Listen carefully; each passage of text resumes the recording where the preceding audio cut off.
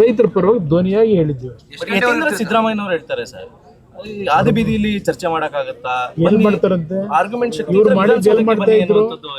ಇವರು ಸಿದ್ದರಾಮಯ್ಯ ಮುಖ್ಯಮಂತ್ರಿ ಆಗಿದ್ದ ಎಲ್ಲಿ ನಿಂತ್ಕೊಂಡು ಮಾತಾಡ್ತಾ ಇದ್ರು ಯತೀಂದ್ರ ಅವರು?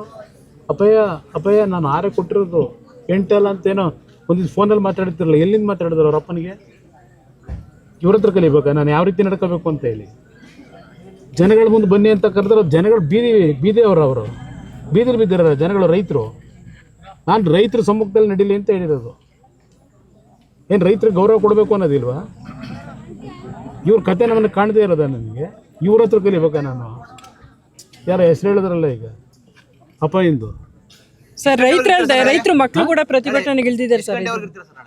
ನಾನು ಮಧ್ಯಾಹ್ನದವರೆಗೂ ಅಲ್ಲೇ ಇರ್ತೀನಿ ಬ್ರದರ್.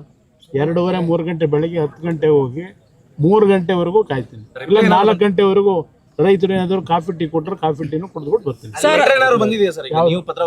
ನಾನು ಬರೆದಿರೋ ಪತ್ರಿಕೆ ಇಲ್ಲಿವರೆಗೆ ಕಮ್ಯುನಿಕೇಷನ್ ಏನೂ ಆಗಿಲ್ಲ. ನಾನು 2 ಪತ್ರ ಬರೆದಾಯಿತು, ಕಮ್ಯುನಿಕೇಷನ್ ಇಲ್ಲ. ಅದಕ್ಕೆ ನಾನು ನೀವು ಕೇಳಿದ್ದು ಕೇಳ್ತಾ ಇದ್ದೀನಿ. ನಿಮ್ಮ ಅಧಿಕಾರಿಗಳು ಯಾರು ಅದೇನೋ ನೋಟಿಫಿಕೇಶನ್ ಮಾಡ್ಕೊಂಡು ಹೊರಟಿರಲ್ಲ, ಅವ್ರನ್ನಾದರೂ ಕಳಿಸಿ ತಿಳ್ಕೊಳ್ಳಿ ವಿಷಯನ, ಅದಾದರೂ ಹೇಳ್ತೀನಿ.